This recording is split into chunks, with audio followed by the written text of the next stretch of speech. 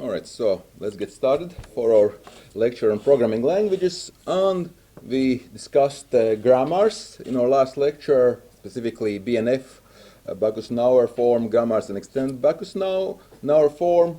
Today we will look at what's involved in parsing, but let's get started with the homework, right? So first homework for this semester, and let me see here, let me turn on, actually see if I can. Yeah, let's change the date. Oh, welcome there.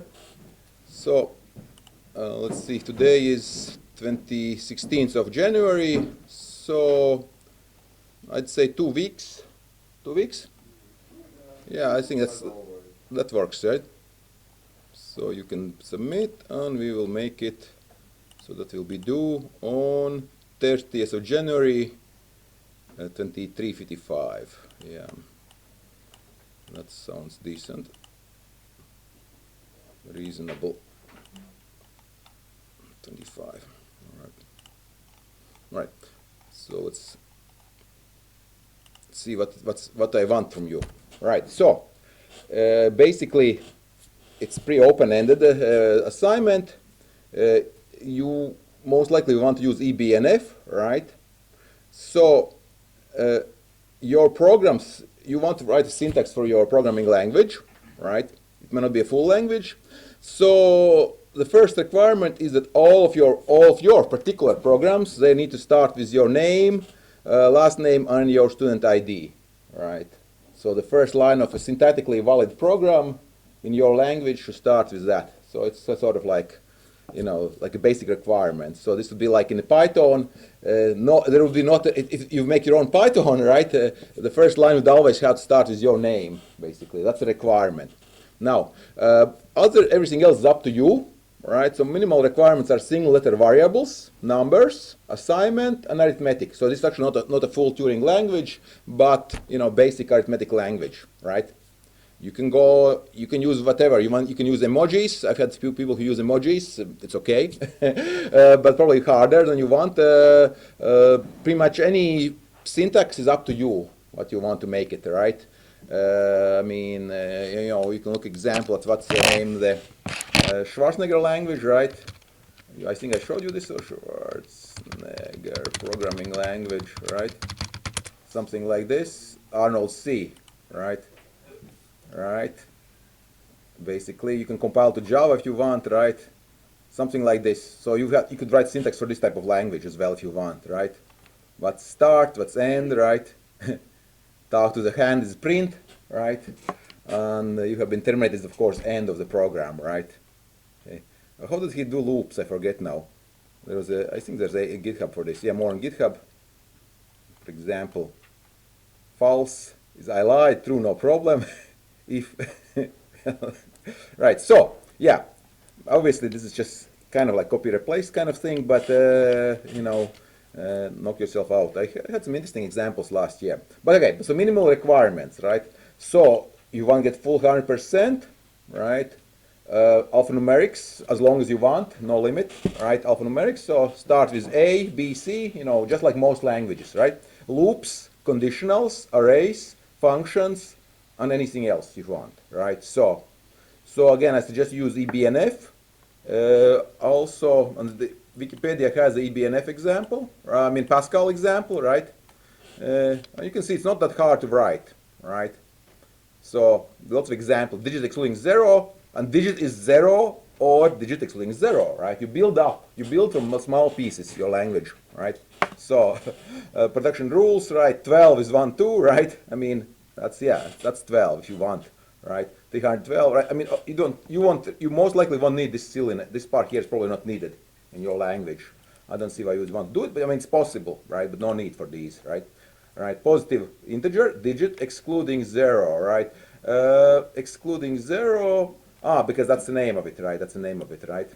And again, I think again, depending what tool you use, can you use spaces in these rules? I would say be careful. Some tools will not let you use spaces, so use underscore or something like that, right?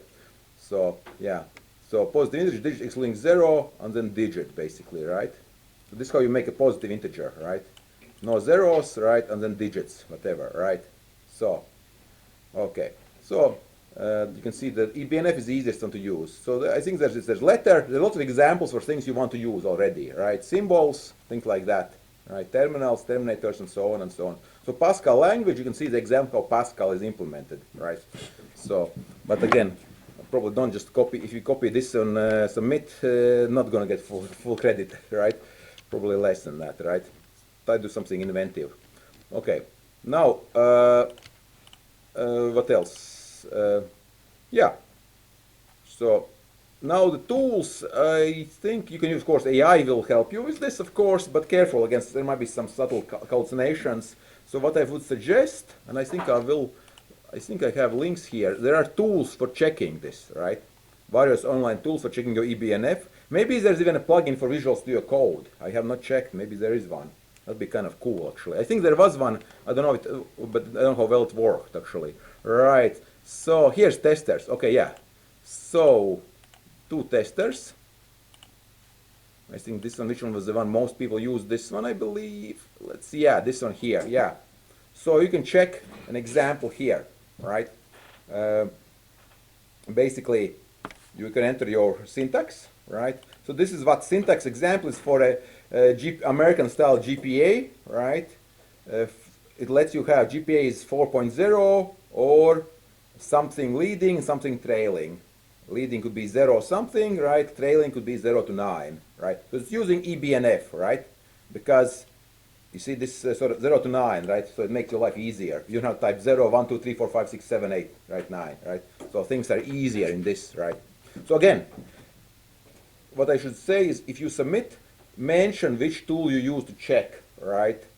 Because if it doesn't work and you say, oh, it worked for me, right? All this excuse in the book, right? And you know, and I'll say, okay, why it doesn't work for me, right? So don't make me think. Tell me what you use to check your solution, right? Right. So sometimes you will not work. So how would you make? So how would you make this Latvian type of grades? So assuming 10 is maximum, right? So 10 would be really easy, right? 10.0 would be maximum. Doesn't go to 11, right? All right. 10.0. Leading could be 0 to 9, right? In this case, it's really easy, right? And trailing 0 to 9, right? So 10.0, and you know, so let's check, right? Compile it. We have to compile it first. Let's check. So is 11 legal? Nope, because it's too much. So 10 is actually 10.0 is legal, right? 10 is not legal, right? So and if I want 10, what do? There's lots of ways of doing it. I just add 10 here, right? That's legal, right? That's the simplest one. Not the only way of doing it, right? So compile again and check. Now 10 works. 10.5 does not work anymore, right? Because it's not involved in leading here. Now the question is, now if you want, let's say 9.9 grade is good, right? But 9.95 is not good.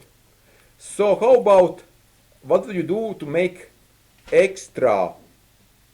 How would you provide for this syntax? Any suggestions? If you want to allow this 9.95 or maybe 7.85, right? 7.8 is the legal grade. 7.87 is not legal. What do you do?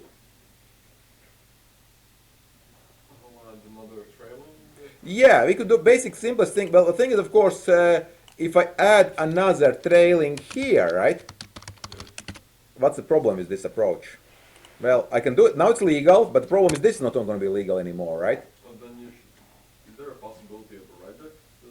Well, it's kind of like, again, regex kind of semi here, right? But we don't really use full regex in BNF, right? So what we could do, of course, we have to do is provide for alternative, right? So one simple solution would be this, right? We can do this or, right? This is one approach. Trailing, right? And now we are good. Now we're golden. We have 4. Error. Or let me see. This is not correct. Leading. Or lead. Because I control Z, right?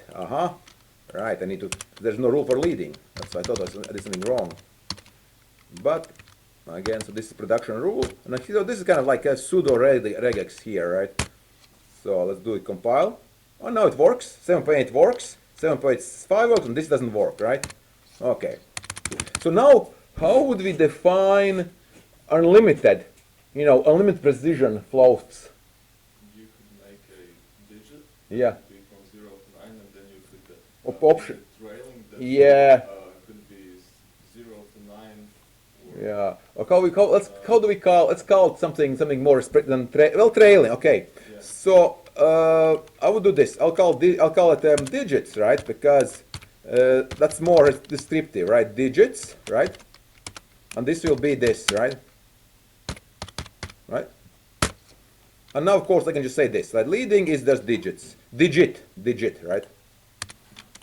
So technically not needed, right? But right, leading is just one digit, right? So this is kind of more readable, I think, right? So you saw it's like again, so you have lots of variables.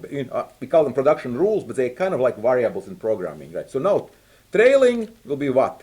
Digit, or I think I would do this loop, right? Trailing plus digit, right? I think this will work. Let's try this. I think this will work, right? Compile. Oops. The opposite, I don't know. Let's see. This maybe I need a space. Let's see. This line error here, right? Let's see here. I think it's maybe the parser itself, right? Okay, let's try it again. Yeah, okay. You need I guess their parser for the ABNF, right? It's turtles all the way down, right? Could not understand this. There's need space, right? So let's compile it, and now let's try. So 11 still doesn't work, right? 11 doesn't work. 10 works, right? 10.0 works. 10.1 doesn't work. So let's try 9.5. Works. You see? Works. And as soon as I enter V, it breaks, right? There you go. So that's one of the tricks you can use. So a lot of recursion based, so like the production, again, there's analogy. I wouldn't call it directly it's recursion, but it's kind of similar to the idea, right? So you build up from yourself, right? So again, non-terminals, and these are terminal symbols, right? Again, terminal symbols can be multiple characters long, right? That's fine too, right? So it's very creative. I mean, it can be creative process, right? Lots of. But I'm interested in seeing how what your language looks like, right? You need to provide me some examples, right, in your solution, right? And so how would you add your name, right? You would say, okay, program, right, needs to start, name. You could come up basically this. It's really simple, right? Name, and then you say Valdis, Saulespurens, right, and 007, 07, something like that, right? So name, and then you could say grade, right? On what you're gonna test against, right? On full program, right? Would be what? Name on GPA, right? Of course, here this is a silly example, so you need to test against. Let's compile it. And I need to test against program, right? So this is not a program because there's no name, right? So I need to do this. So to do a valid program, I'll do Valdis Saulespurens, right? 007 on some grade. Then let's see. I think it needs to do it like this. Yeah. Okay. Why? Because I didn't add a space, right? You need that space here somewhere, right? So you can see again. So probably let's recompile this, right? Yeah. Okay. So how about new line? Can we do that new line here? I think you can. Can you do this? No. Let's see. I don't know how you can do this. You probably have to check again this playground. You might want to add a new line, things like that, and so on and so on. Right. Okay. Hopefully everybody gets the idea of what I want from you. Okay. All right. Okay. Let's go to GitHub. I guess Schwarzenegger language or Arnold language will not implement it, but you might want to check this as an example. All right. This is 12 years ago. I guess he got bored, or maybe somebody else took over. Right. He actually has a Scala implementation in this. Yeah. So you can write. Right. Right. Yeah. Okay. Now, so we'll go. Today's topic is parsing, and I wanted to again. We could use Google Colab right here, right? But I will want to see if I can set up a desk code space on GitHub because so we can play around a little bit more with parsing approach, right? So what's happening underneath? Again, the good news is that today's lecture, well, oftentimes if you're not writing a computer language, you can sort of skip it, but parsing can come up with sometimes in surprising places. Like, let's say you have some weird format, like JSON, but it's not quite JSON, right? Meaning somebody's evil idea of a JSON format, right? There's some mistakes. So then you will have to write a parser, right? So knowledge of this today's lecture might be actually useful in practice. So, okay, let's see that Colab works. Yeah, Colab works. Yeah, something like this. But let me see. Let me open up in a code space. All right. So where's my code space? Let's see if we can create a code space for this. Yeah, we can. Hopefully, still create code space in main. And apparently, I'm paying for it. Yeah. Hope it lets me do it. All right. So what I'll need to install, of course, Python probably, and hopefully during this semester we can add some more language to this, right? So again, some of the language are kind of pain to work with, right? So, all right. So let's see what kind of extensions I have here. I don't have any. No source control. No extensions. What do I have installed? Popular, git lens. No. Well, I have nothing installed, so I guess I'll have to install at least Python for now. Yeah, let's install Python. And there is 3.12 Python in here, relatively old. And then I'll install also probably Git Mint Copilot.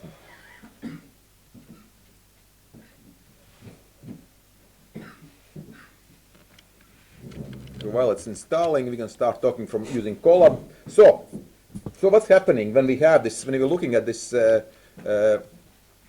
our grammar, right? Some grammar, right? So what's happening underneath? Where's my? Did I close it? No, I did not. Too many tabs today. Or maybe I didn't. Shift, Control History. Oh, what happens? Maybe. No, I guess not. I can figure where did I put the example. Oh, here, playground. Right. Yeah. So what's happening underneath? What is the program which is parsing? What's happening underneath? So there's actually multiple steps, right? You have some source, which is just basically just characters, right? So there's a parsing process, right? Basically, a lexical analysis is done, right?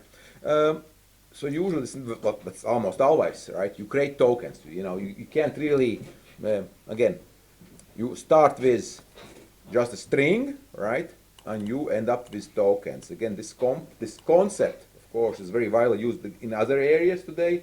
For example, and of course, large language models also has this concept of token. So just remember, a token is not necessarily a full word, right? But it is the smallest unit, atomic unit, basically, right? So this is a high-level overview of what's happening, right? So there's some syntactic analysis, and usually you will create a tree type of structure, right? Which are easier to use because, again, by tree type of structure, because programs are not necessarily hierarchical. I mean, they're not necessarily just a list of items, right? There's a tree type structures make it easier to preserve the structure, right? So lexical analysis, right? Syntax analysis, right? It checks whether, that's where we check whether the syntax actually is correct, right? So how do you parse? Well, there are different algorithms and there's also different approaches. I'm trying to remember, when did we talk about the top-down and bottom-up parsers? Maybe a little bit somewhere, I don't know, right? Because I know I've talked about this before, right? So where do you start, right? Do you start at top of a tree, right? You have a tree, maybe I'll write, again I can, right? You have some tokens, right? Or do you start at the bottom, right? Again, so once you have done this tree and you have parsed, see if it's correct, right?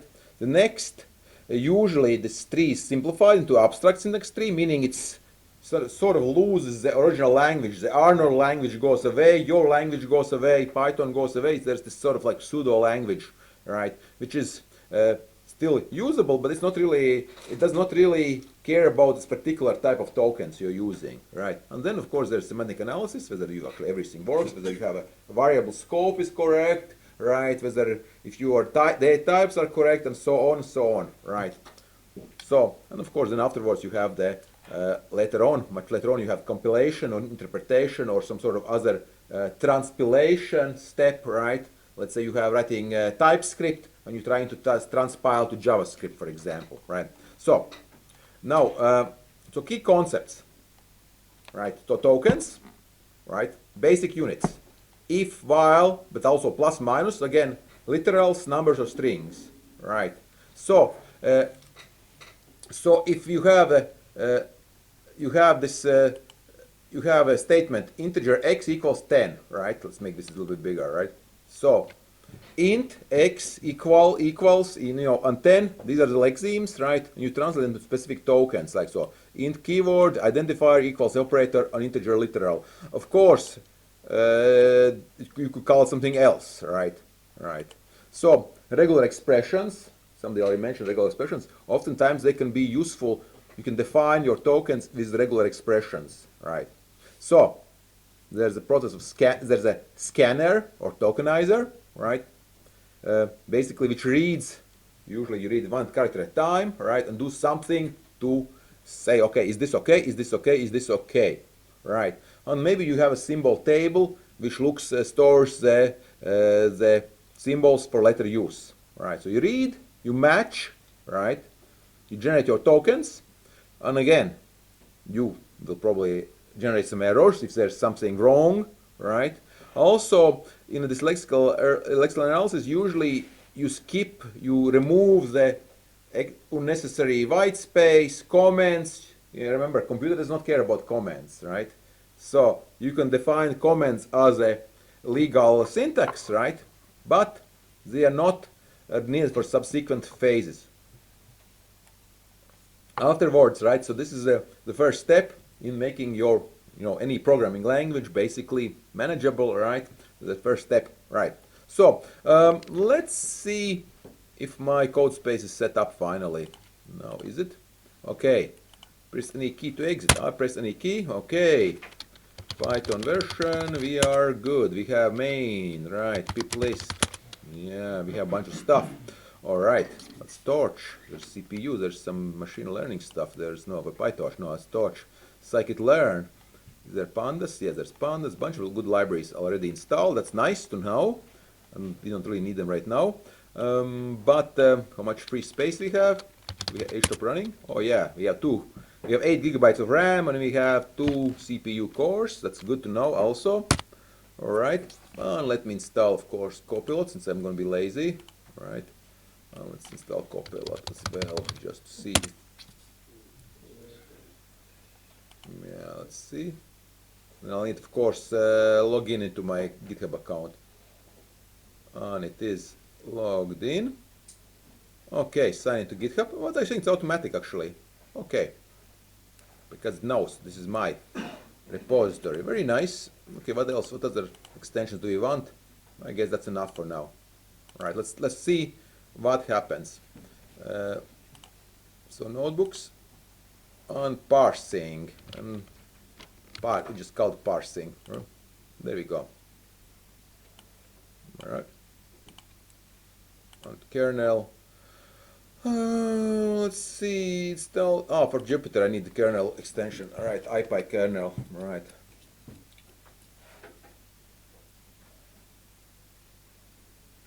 Hopefully, to pick up environments. They are already here, right? Do we have existing server? No. No, I don't know what environments. I guess I'll just use this one here. All right, it's fine. All right. Hopefully it's not system. Of course, So, all right. So syntax analysis. All right. So there's some common algorithms. All right. Right. So we looked at the key concepts. Now, what else do we want to check? Right. So reading input. So if we are reading from top down, right? So we have performed this analysis, right? We have built this tree. We'll look at start symbol, right? Or first node in our parse, and we'll just keep going, right? And possibly we'll do some recursion, possibly some backtracking, right? So we consume something, right? Okay, now let's see, there's also bottom-up parsing. Let's see, actually, I think, let's look at the arithmetic parser. Some of you already did this on our previous course, right? So, what's involved? So we'll be using regular expressions, sort of like cheating, right?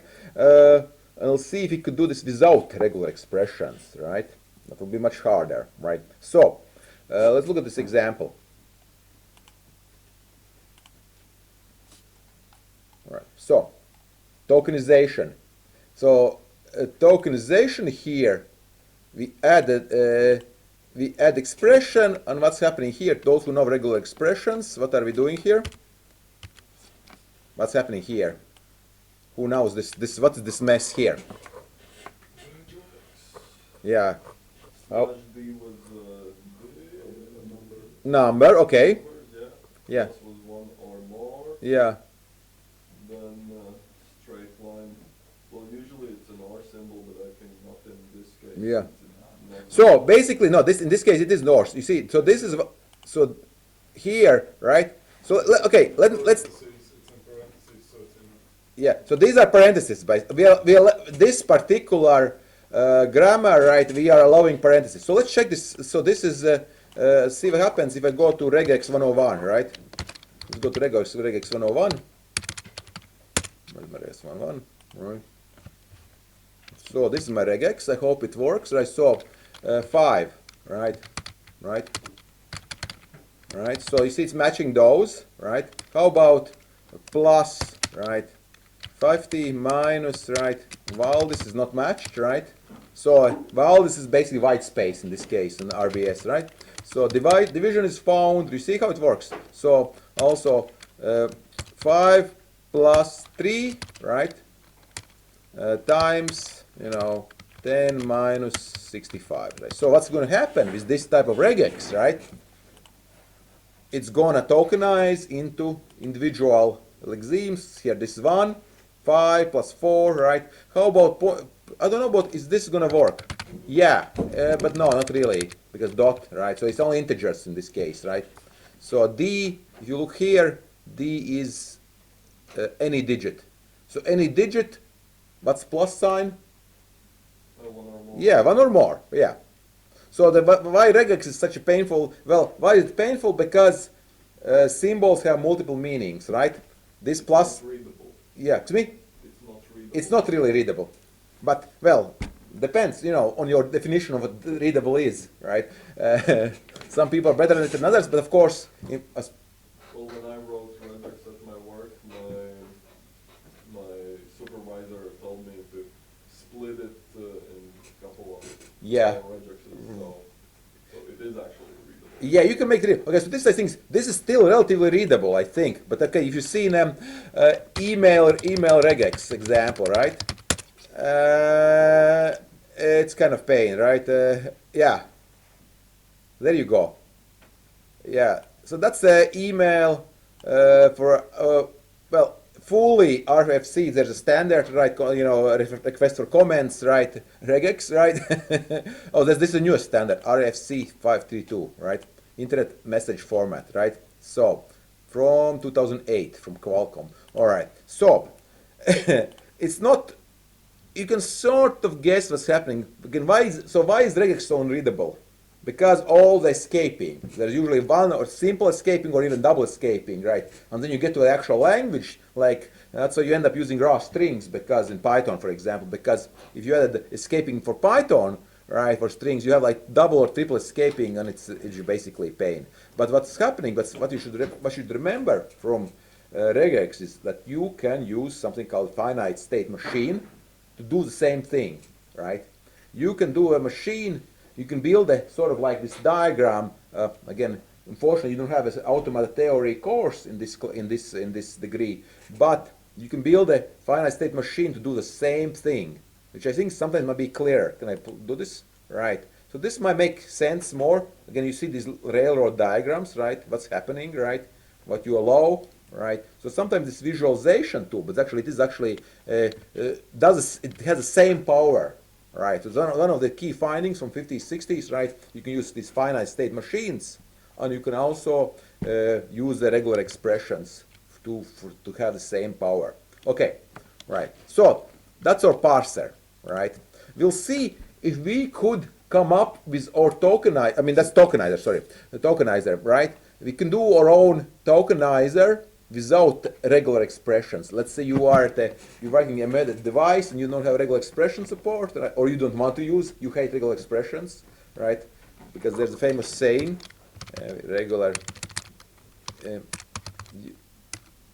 no regular expressions, and you have what? You have two problems. You have a problem. Now you have two problems. Two problems. Right? It's a joke, but it's kind of true, right?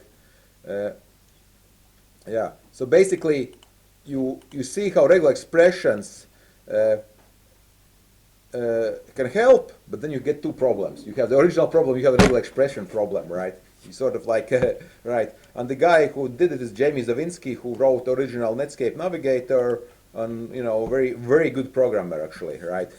So yeah, so careful with extreme expressions. Like if any of you have ever written in Perl, you would know how it really maybe overlies on regular expressions, right? So very powerful tool. So in this case, I think it's okay, right?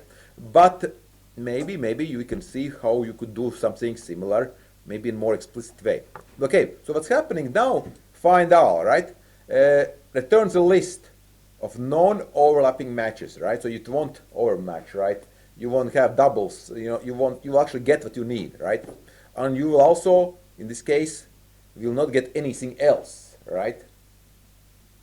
Okay, so if that step is easy, as long as you agree that the regular expressions are sort of okay, right? Now, parsing. Parsing is pretty simple, right? So parse, you have tokens, they will be coming from here, right? Which is basically just a list. And then you define evaluation, right?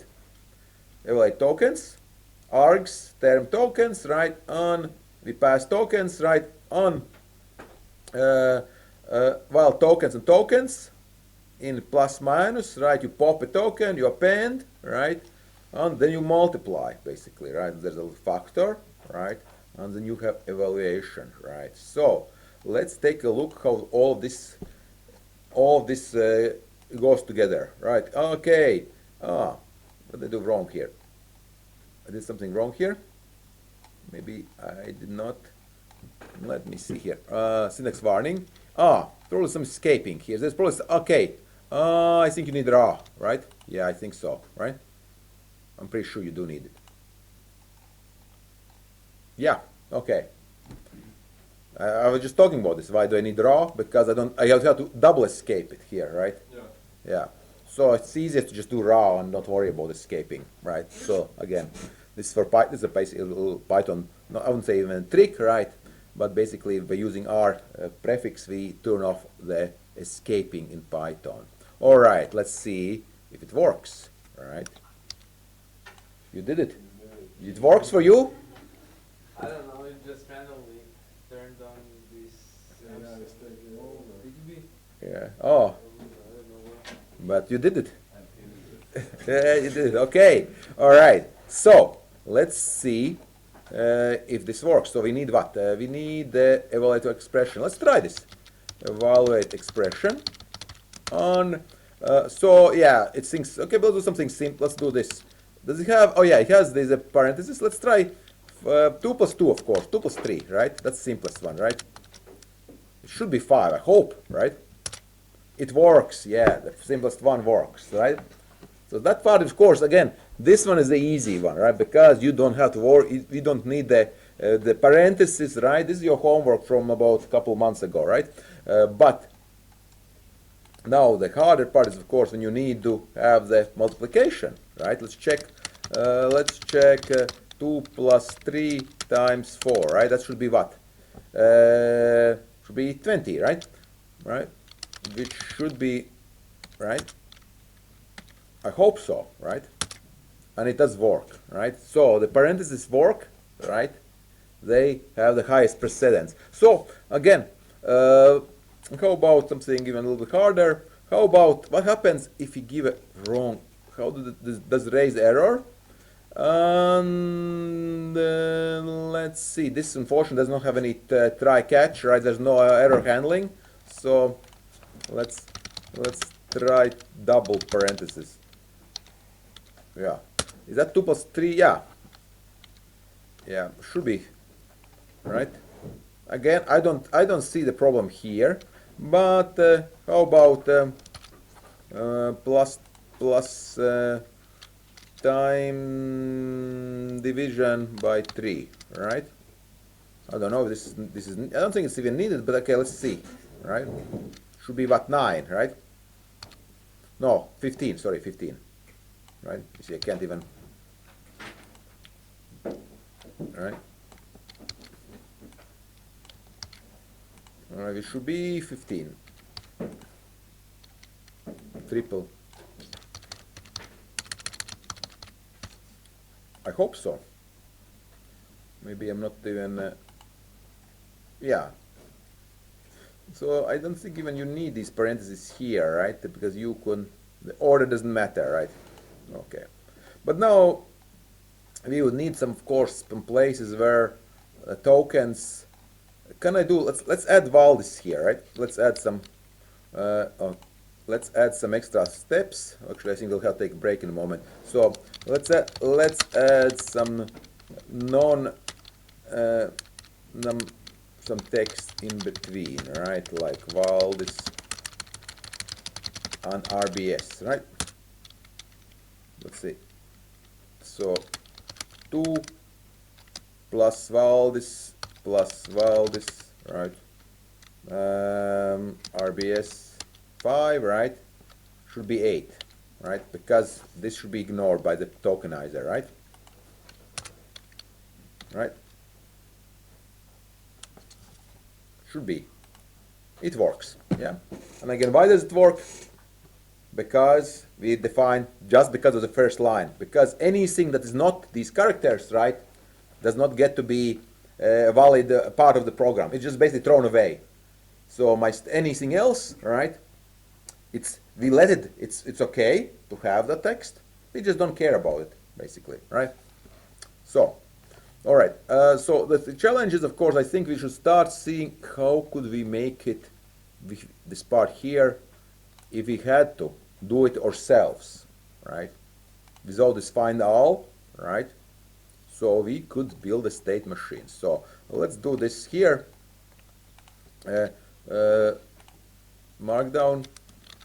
Building your own tokenizer without regular expressions, right? So we could make our own tokenizer without using, but that would be more work. We could do it using finite state machine, or just plain loops, right? But so let's see this approach. Let's see the approach of finite state machine after the break, I think. Let's take a break till 12:05. That's enough time? Yeah, 12:05. So we can finish a little earlier. To do. I'll add this. This is a to do.